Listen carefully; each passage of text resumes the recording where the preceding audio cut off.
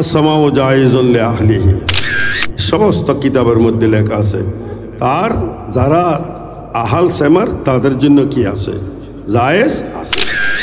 এটা আমাদের কিতাবী কথা, ফতোয়ার কথা। এই কথা আমি বলেছিলাম, কিন্তু কোনো কোনো মৌলবী আমার এই কথা থেকে আগের ফিসের কথা বাদ দিয়ে এই একটা কথা নিয়ে হতে না উনি তো সেমার বিরুদ্ধে ফতোয়া দিছে, জোরে বড় নাউজুবিল্লাহ। এখনও আমি তো আছি, বহাল আছে আল্লাহর রহমতে। আমি দিচ্ছি, আমি নফস শ্যামার বিরুদ্ধে ফতোয়া দিচ্ছি না। শ্যামা জায়েজ আছে, শ্যামার যারা আহাল আছে তাদের জন্য কি আছে মানে। তো শ্যামার আহাল কিভাবে সে কথা বলছিলাম। তো শ্যামার যদি শরাইত পাওয়া যায়, যোগ্যতা পাওয়া যায়, তাহলে সে সময় শ্যামা কি তাই। আর যদি শরাইত পাওয়া না যায় তো শ্যামা হবে সেটা নামাজ কেরামের আলোচনা, সেমিনার, তস্করা এটা করাটা স্বয়ং আল্লাহরও সুন্নত। আল্লাহর কিতাব কোরআনে করিমে অলিউল্লাহদের আলোচনা করেছেন, অলিউল্লাহদের শান বয়ান করেছেন, অলিউল্লাহদের তস্করাও করেছেন। ওনাদের করামতের কথাও স্বয়ং আল্লাহ সেখানে কি করেছেন আলোচনা করে এই মেসেজ দিয়েছেন যে আল্লাহর অলিগণ থাকবেন যতদিন আল্লাহর সাথে ওনারা থাকবে, ততদিন ওনাদের শান মান তস্করা জিকির এবং বয়ান, ওনাদের কর্মকাণ্ড সব কিছু বাকি থাকবে। আলহামদুলিল্লাহ। তো আউলিয়া কেরামগণের ভূমিকা কি? আউলিয়া কেরামগণের ভূমিকা হলো নবীগণের পরের দায়িত্ব অলিউল্লাহদের, আল্লাহর বন্দাদেরকে হেদায়েত করা এবং সাধারণ বন্দাদেরকে আল্লাহর সাথে কি করে দেওয়া, সংযোজন করিয়ে দেওয়া, তাল্লুক করে দেওয়া এবং আল্লাহর সাথে সম্পর্ক স্থাপন করে দেওয়া। যতক্ষণ পর্যন্ত এই বন্দারা আল্লাহর সাথে সম্পর্ক স্থাপন হবে না, ততক্ষণ পর্যন্ত ও বন্দাদের কোনো গতি নেই, ওই বন্দাদের কোনো অস্তিত্ব থাকবে না, গতি থাকবে না। অন্যান্য প্রাণীর মতো আসবে যাইবে। কিন্তু এমন বন্দা যারা আল্লাহর সাথে সম্পর্ক হয়ে গেছে, নবীগণের ডিউটি আল্লাহর বন্দাদেরকে আল্লাহর সাথে কি করে দেওয়া, সম্পর্ক করে দেওয়া। এই জন্য মুসনবিতে বলেছেন হযরত মূসা আলাইহিস সালামকে এক ঘটনার পরিপ্রেক্ষিতে, তো মুসনবিওয়ালা বলেছেন কি আজবরায়ে ওয়াসলে করদন আমদি নাই বরায়ে ফসলে করদন আমদি। অর্থাৎ আপনাকে দুনিয়ার মধ্যে পাঠানো হয়েছে বন্দার সাথে আমার সাথে কি করে দেওয়ার জন্য, সম্পর্ক করে দেওয়ার জন্য, বন্দাকে আমার থেকে দূরে সরিয়ে দেওয়ার জন্য নয়। এক কৃষকে তার জ্ঞান নেই, কিছু নেই, তার মহব্বতের কারণে, তার মহব্বতের কথা আল্লাহর কাছে বলতেছেন, আল্লাহ তোমাকে পাইলে আমি খানা খাওয়াইব, এই করব, সে করবো, এমন করব, তেমন করব। হ্যাঁ, প্রেমের কথা বলতেছেন।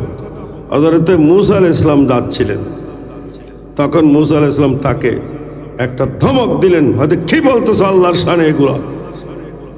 তখন সেই ব্যক্তি ভয়ে সব বন্ধ করে দিল। তখন মূসা আলাইহিস সালামকে আল্লাহ জাল্লা শানহু বললেন, এই মূসা আলাইহিস সালাম, ওই বন্দা তো যদিও বা শরীয়তের মধ্যে সেটা বলা যাবে না আমার শানে না হলেও, কিন্তু সে মহব্বতের কারণে আমাকে তো স্মরণ করছিল, কিন্তু তোমার ধমকে সে তো আমার স্মরণ পর্যন্ত কি হয়ে গেছে, বন্ধ করে দিছে। আপনাকে পাঠাইছি বন্দাদেরকে আমার সাথে কি করে দেওয়ার জন্য, সংযোগ করার জন্য। এখন তোমার ধমকে আমার থেকে সংযোগ বিচ্ছিন্ন হয়ে গেছে, আমার কোনো ডাকতেছে না, কিছুই করতেছে না। তো সুতরাং ওলিউল্লাহগণের ভূমিকা হলো এখানে আল্লাহর বন্দাদেরকে আল্লাহর সাথে কি করে দেওয়া, সংযোগ স্থাপন করে দেওয়া। এই সংযোগ স্থাপনের মধ্যে যা যা দরকার তা ওলিয়া কেরামগণ করেন। ওলিয়া কেরামগণ কি কি করার দায়িত্ব? এক নম্বর হলো তাজকিয়ায়ে নফস। উপরের বাহ্যিকটা পরিষ্কার করা, তাজকিয়া করা, সেটা বড় কথা নয়, সেটা সবার কাছে আছে। কিন্তু আসল বরকত হলো কি? নফসকে কি করা? তাজকিয়া করা। কাদ আফলাহা মান তাযাক্কা। আল্লাহ তো বলে দিলেন যে যারা আত্মা পরিশুদ্ধ করেছে তারাই হলো কামিয়াব। বদন পরিশুদ্ধ করেছে, লেবাস পরিশুদ্ধ করেছে, উপরে পরিশুদ্ধ করেছে, উপরে সাফসুফ কিন্তু ভিতরে নাই, হবে না। আল্লাহ বলতেছেন ইন্নাল্লাহা লা ইয়ানজুরু ইলা সুওয়ারিকুম ওয়ালা ইলা আমালিকুম ওয়ালাকিন ইয়ানজুরু ইলা কুলুবিকুম ওয়া নিয়াতিকুম কামা ফি সহিহ মুসলিম। আল্লাহ জাল্লা শানুহু বান্দার বাহ্যিক সুরত, বাহ্যিক আমল এগুলো আল্লাহ বিবেচনা করেন না। আল্লাহ বিবেচনা করবে কোনটা? কুলুবিকুম ওয়া নিয়াতিকুম। কলবে কি আছে, নিয়তে কি আছে। তাহলে কলবই হলো আসল। ফাইজা সালুহাত সালুহাল জাসাদু কুল্লু ওয়াইজা ফাসাদাত ফাসাদাল জাসাদু কুল্লু আলা ওয়াহিয়াল কলব। এটাই হলো আসল, হলো আমাদের ইসলামের বলুন, ঈমান বলুন, ইসলাম বলুন, দিন বলুন, শরীয়ত বলুন, তরিকত বলুন, মারফত বলুন, হাকিকত বলুন, সব কিছুর মূল হলো আমাদের এটাকে কি করা? পরিশুদ্ধ করা। এটাই মেন ভূমিকার মধ্যে আছে কারা? আউলিয়া কেরাম এবং কি সুফিয়ায়ে কেরাম। শরীয়তের উলামাগণ আমাদের শরীয়তের বাহ্যিক আমল নিয়ে ওনারা আসেন। সেখানে হালাল হারাম, সহি গায়রে সহি, ফসাদ, হালাল হারাম বাতিল ঠিক আছে না নাই, আমলগুলি আমাদের বাহ্যিকভাবে এগুলো ঠিক আছে না নাই, সেগুলি হুজুর করিম সাল্লাল্লাহু আলাইহি ওয়াসাল্লামের সুন্নত মোতাবেক হচ্ছে কিনা এবং সেগুলো মোতাবেক ঠিকঠাক হচ্ছে কিনা, সেগুলো মতো ঠিক মতে এটা আদায় হচ্ছে কিনা, এগুলো হলো আমাদের শরীয়তের কর্মকাণ্ড। কিন্তু আমাদের ভিতরে আরেকটা কি আছে? কল্প। যদি আমার কল্প যদি ঠিক না থাকে, এগুলো যদি আমি 100% যদি শুদ্ধ করি, যদি আদায় করি, এটা আল্লাহর দরবারে কবুল হবে? 100% নামাজ একবারে ফেকার কিতাব দেখে একবারে সেখানে মাফি আমি সেইখানে আমলগুলো যদি করি, কিন্তু আমার কলব কি নেই, পরিশুদ্ধ নাই, তাহলে ওই আমলের কোনো কি নাই, দাম নাই, ওই শরীয়তের কোনো কি নেই, দায় নেই। এই জন্য যারা আহলে শরীয়ত পালনের পরও তারা কোথায় দীক্ষা নিয়েছেন? তরিকতের এবং তসৌফের কি নিয়েছেন? দীক্ষা নিয়েছেন। এই যে ইমাম মালিক রহমতুল্লাহ বলেছেন মান তাফাক্কাহা ওয়া তাসাওয়াবা ফাকাদ তাহাক্কাকা। ফিকহ হাসিল করেছে, শরীয়ত হাসিল করেছে, এর পরে সে তসৌফ অর্জন করেছে, সে মুহাক্কিক বনেছে। কিন্তু সে শরীয়ত হাসিল করেছে, তসৌফ হাসিল করে নাই, হতে ফাকাত তাফাসসাকা, সে ফাসিক বনেছে। আর যে তসৌফ হাসিল করেছে, শরীয়ত বাদ দিয়েছে, হতে ফাকাত তাজান্দাকা, সে জিন্দিক হয়ে গেছে। এই জন্য আমাদের দোনোটা কি করতে হবে? সমন্বয় করতে হবে। সুতরাং আউলিয়া কেরামের ভূমিকা, সুফিয়া কেরামের ভূমিকা হলো এটাই। সুফিয়া কেরাম মানে শুধু কলব নিয়ে, তরিকা নিয়ে না, এদের মধ্যে কি আছে? পূর্ণ কি আছে? শরীয়ত আছে।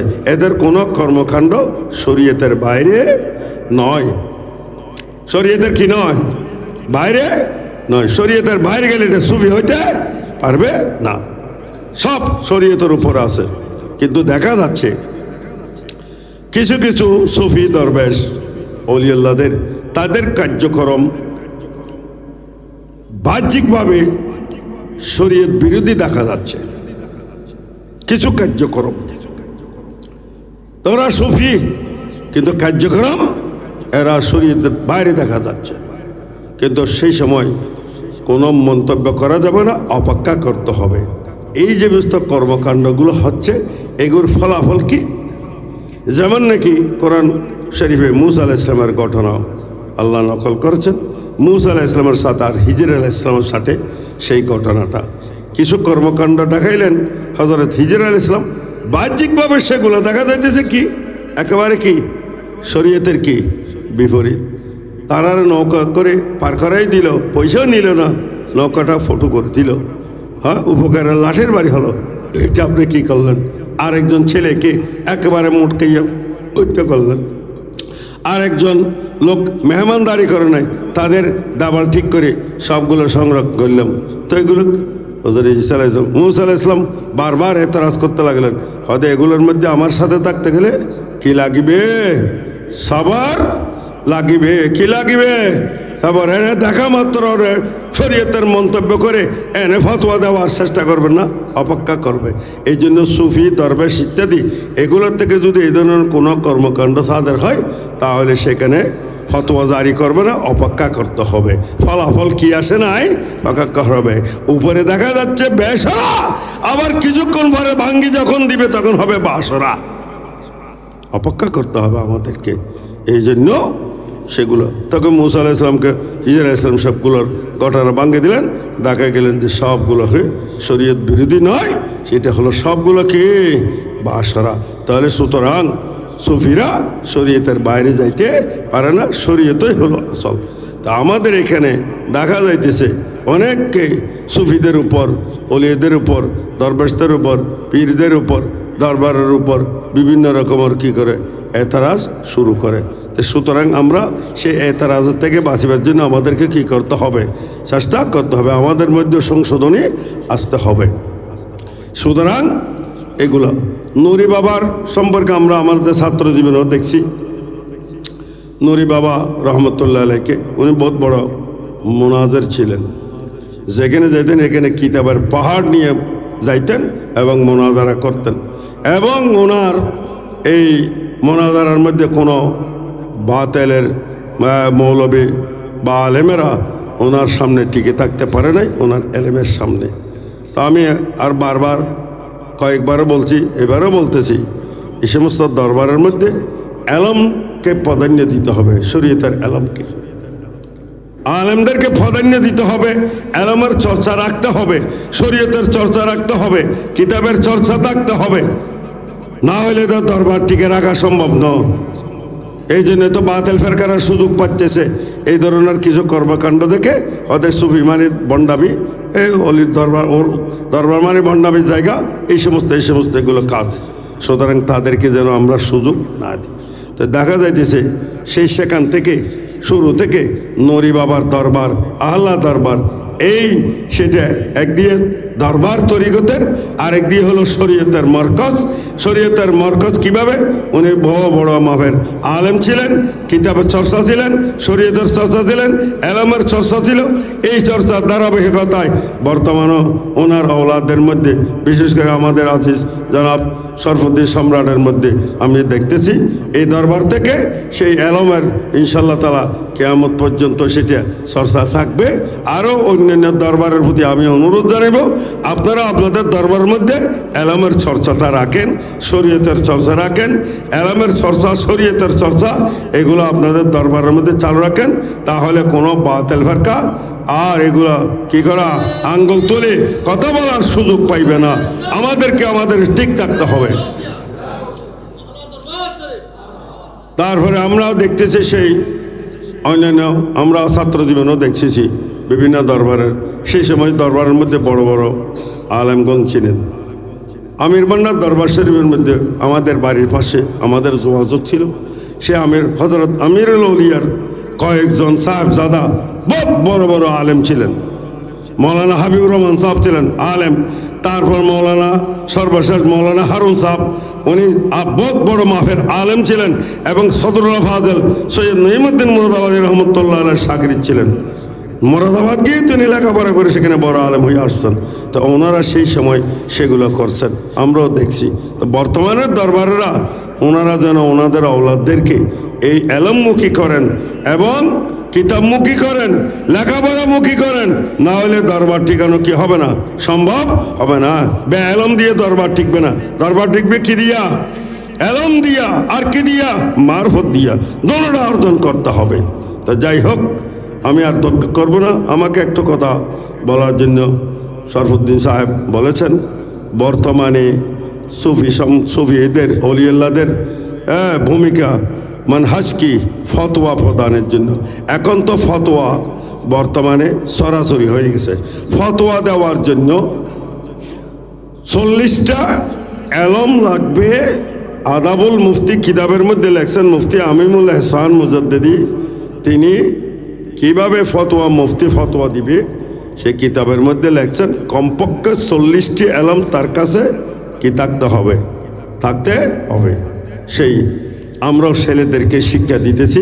এই 40টা এলম যার ভিতর আসবে সে কি দিতে পারবে? ফতোয়া দিতে পারবে। এখন হাদিসে পাকে আছে কিয়ামতের পূর্বে একদল বের হবে, তারা বয়স হালকা, হ্যাঁ তাদের বয়স হালকা, এলম কম, আকল কম, তারা কোরআন হাদিসের কথা বলবে, ফতোয়া দিবে এলম ছাড়া। এলম ছাড়া ফতোয়া দিবে, তারা নিজেরাই গোমরাহ হবে, মানুষকে কি করবে? গোমরাহ হবে।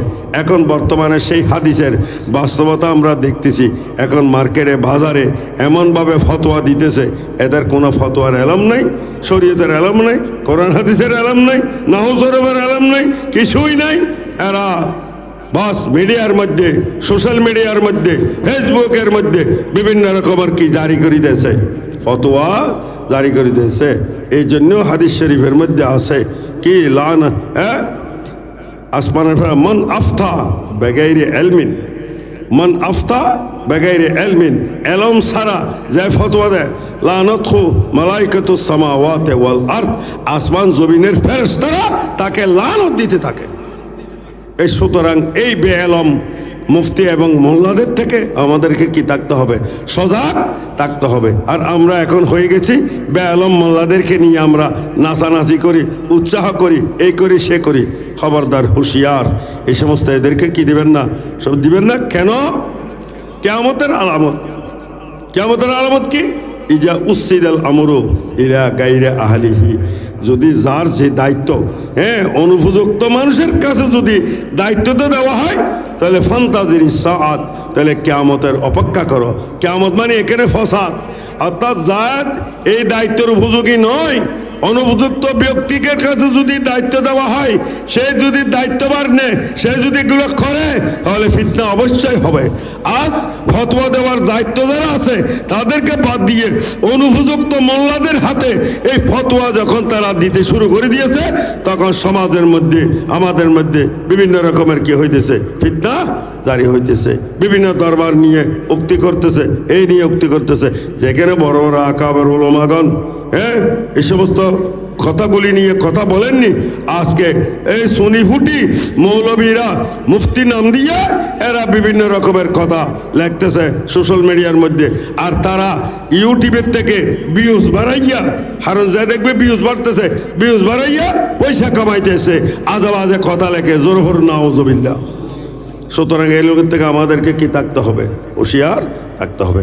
গত বছর আমি বলছিলাম শ্যামা সম্পর্কে, এখানে বলছিলাম, এখানে শ্যামা সম্পর্কে আমি বলছিলাম যে শ্যামা আসসামাউ জায়েজুন লিআহলিহি, সমস্ত কিতাবের মধ্যে লেখা আছে তার যারা আহাল শ্যামার তাদের জন্য কি আছে? জায়েজ আছে। এটা আমাদের কিতাবি কথা, ফতোয়ার কথা, এই কথা আমি বলেছিলাম। কিন্তু কোনো কোনো মৌলবী আমার এই কথা থেকে আগের ফিসের কথা বাদ দিয়ে এই একটা কথা নিয়ে হতে না, উনি তো শ্যামার বিরুদ্ধে ফতোয়া দিছে, জোরে বড় নাউজুবিল্লাহ। এখনও আমি তো আছি, বহাল আছে আল্লাহর রহমতে, আমি দিচ্ছি। আমি নফস শ্যামার বিরুদ্ধে ফতোয়া দিচ্ছি না। শ্যামা জায়েজ আছে, শ্যামার যারা আহাল আছে তাদের জন্য কি আছে মানে। তো শ্যামার আহাল কিভাবে সে কথা বলছিলাম।